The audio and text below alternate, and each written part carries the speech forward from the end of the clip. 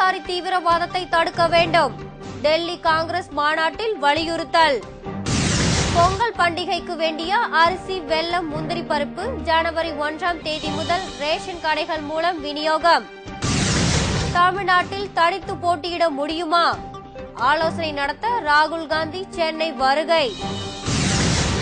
அதிக எடை கொண்ட மிக பிரம்மாண்டமான GSLV ராக்கெட் நாளை விண்ணில் செலுத்தப்படுகிறது.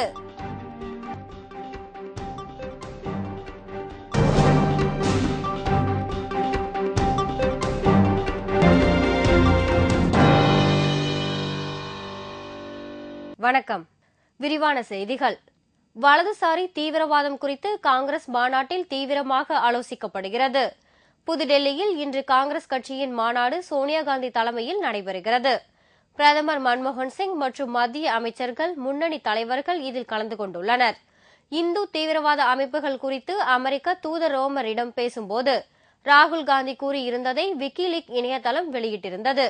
இதனை அடுத்து ராகுல் காந்திக்கு RSS மற்றும் பாஜக அமைப்பை சேர்ந்தவர்கள் கண்டனம் தெரிவித்திருந்தார்கள். புதுடெல்லியில் இன்று நடைபெறும் காங்கிரஸ் மாநாட்டில் இந்து தீவிரவாத அமைப்புகள் குறித்து விவாதிக்கப்படுகிறது. இந்து தீவிரவாதம் என்பதற்கு பதிலாக வலதுசாரி தீவிரவாதம் என்று மாற்றி தற்போது காங்கிரஸ் தலைவர்கள் விவாதித்துக் கொண்டிருக்கிறார்கள். எனவே லஷ்கர்-இ-தொய்பா உள்ளிட்ட தீவிரவாத அமைப்புகளோடு இந்து தீவிரவாத அமைப்புகளையும் இணைத்து மாநாட்டில் தீர்மானம் நிறைவேற்றப்பட இருக்கிறது. இதுகுறித்து பிரதமர் மன்மோகன் சிங்கும் அகில இந்திய காங்கிரஸ் பொதுச் செயலாளர் ராகுல் காந்தியும் மாநாட்டில் விளக்கமாக பேச உள்ளனர். வலதுசாரி தீவிரவாத அமைப்புகள் மீது மத்திய அரசு கடுமையான நடவடிக்கை எடுக்க வேண்டும் என்று மாநாட்டில் கேட்டுக் கொள்ளப்பட இருக்கிறது. மாநாட்டில் பேசிய சோனியா காந்தி காங்கிரஸ் கட்சி மட்டுமே சிறந்த பாரம்பரியம் மிக்கது என்று தெரிவித்தார்.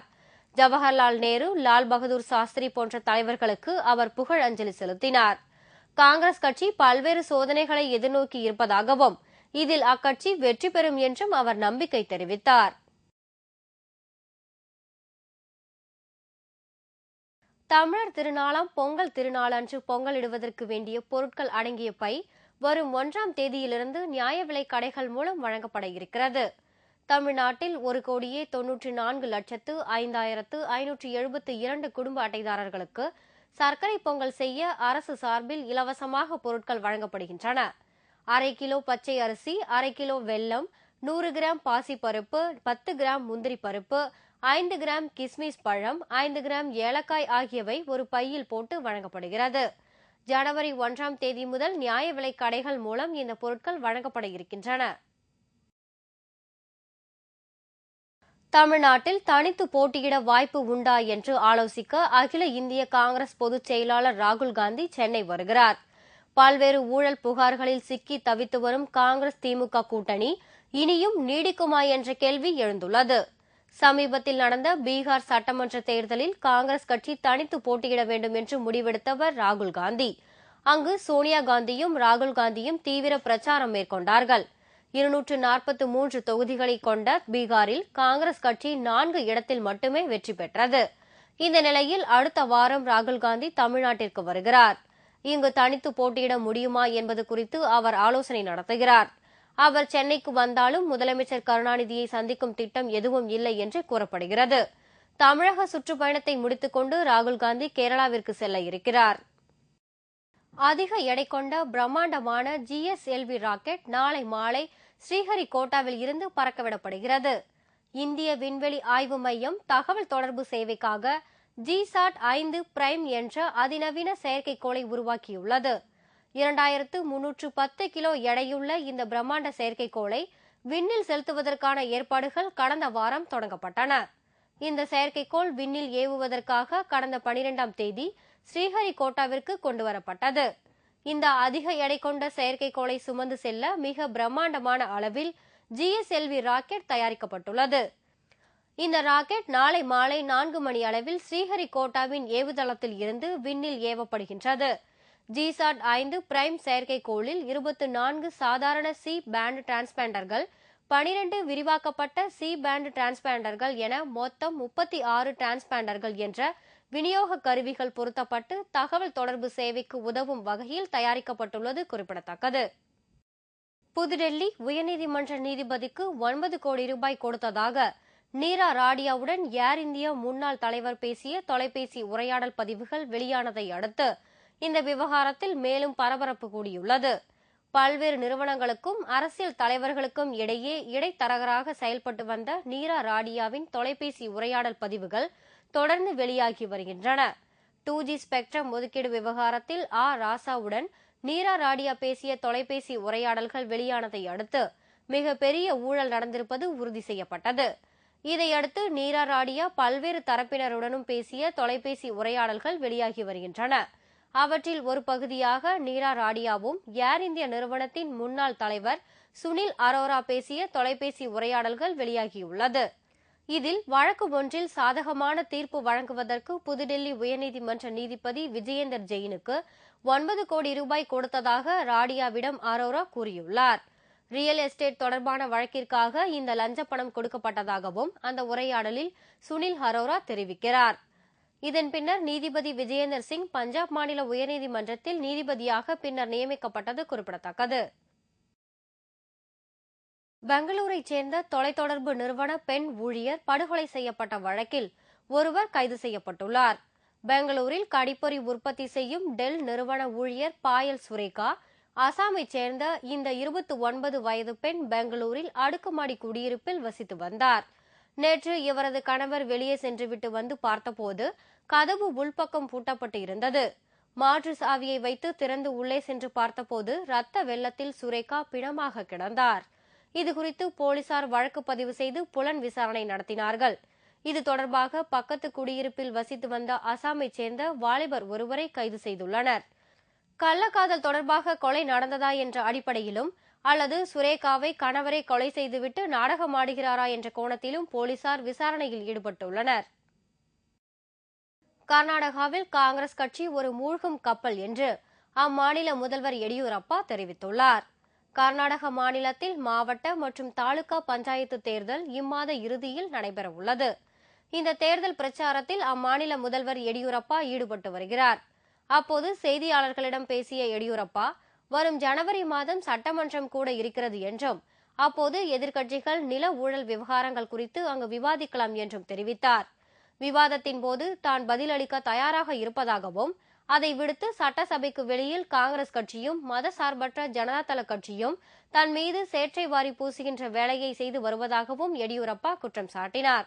இந்த தேர்தலில் எதிர்க்கட்சிகளுக்கு மக்கள் சரியாக பாடம் கற்பிப்பார்கள் என்றும் பாஜக அமோக வெற்றி பெறும் என்றும் குறிப்பிட்ட எடியூரப்பா, காங்கிரஸ் கட்சி ஒரு மூழ்கும் கப்பல் என்றும் அதனால்தான் பாங்காரப்பா போன்றவர்கள் அதை விட்டு ஓடி வருகிறார்கள் என்றும் குறிப்பிட்டார். ஆகம விதிகளுக்கு புறம்பாக நடைபெறும் நெல்லை சிவன் கோவில் கும்பாபிஷேகத்தை தடுத்து நிறுத்த வேண்டும் என்று மாவட்ட நிர்வாகத்திடம் அப்பகுதி மக்கள் மனு அளித்தனர். நெல்லை மாவட்டம் பாளையங்கோட்டையில் ஆகம விதிகளுக்கு உட்பட்ட பிரசித்தி பெற்ற சிவாலயம் உள்ளது. இந்த திருக்கோவிலில் ஆகம விதிகளுக்கு முரணாகவும் பொதுமக்களுக்கு கேடு விளைவிக்கும் விதமாகவும் வரும் ஜனவரி மாதம் கும்பாபிஷேகம் நடத்த அமைச்சர் மைதீன்கான் ஏற்பாடு செய்து வருவதாக கூறப்படுகிறது.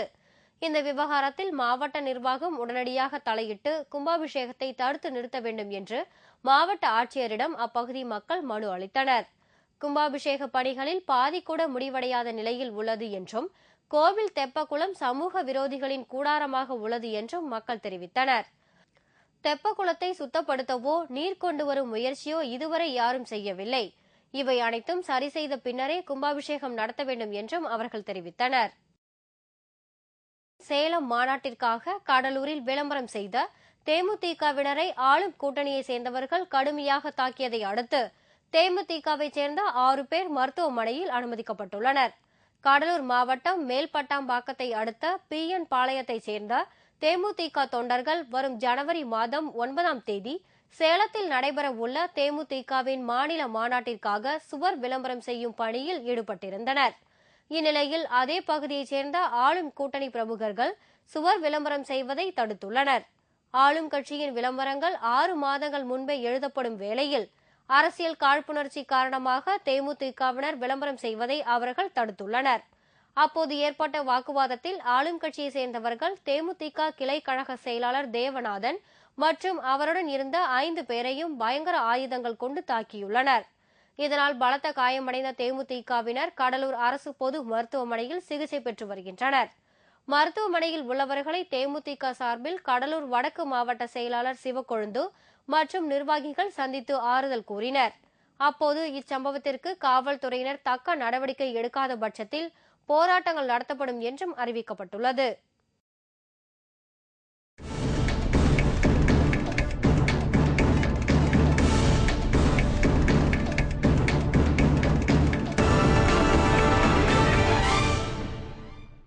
செய்திகள் தொடர்கின்றன.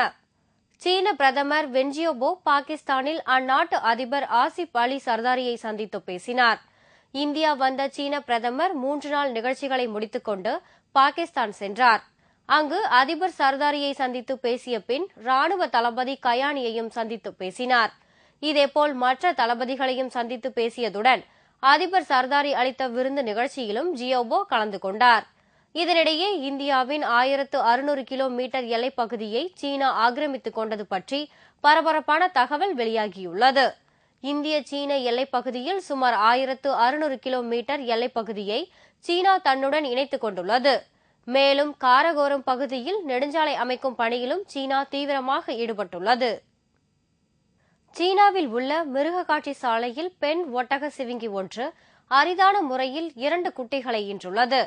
சீனாவின் வடக்கு மாகாணமான ஹேபேயில் மிருக காட்சி சாலை ஒன்றில் வனவிலங்குகள் பராமரிக்கப்பட்டு பொதுமக்கள் பார்வையிட்டு வருகின்றனர். இங்கு பராமரிக்கப்படும் மிருகங்களில் ஒன்றான ஒட்டக சிவிங்கி ஒன்று நேற்று 2 குட்டிகளை ஈன்றுள்ளது.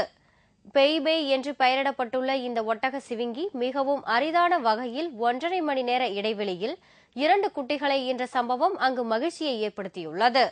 2 ஒட்டக சிவிங்கி குட்டிகளும் சுமார் 5 அடி உயரம் இருப்பதாக மிருகக்காட்சி சாலை அதிகாரிகள் தெரிவித்தனர்.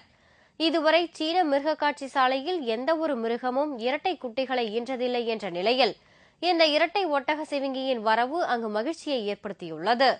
விரைவில் 2 குட்டிகளும் பொதுமக்களின் பார்வைக்கு வைக்கப்படும் என்று தெரிவிக்கப்பட்டுள்ளது.